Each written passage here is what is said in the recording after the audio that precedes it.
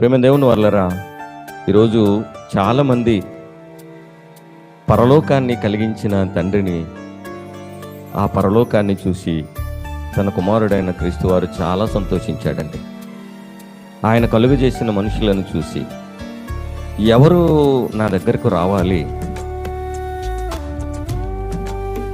ఈ పరలోకం అంతా నా పిల్లలతో నిండిపోవాలి.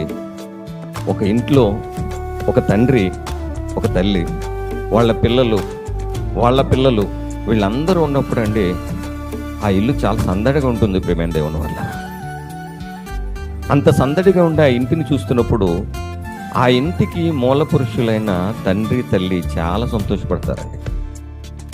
మీరు గమనించండి, నిజంగా కోటాను కోట్ల సంవత్సరాల నుంచి దేవుడు తన పిల్లలందరూ తన దగ్గరకు రావాలని ఆయన కోరుకున్నాడే.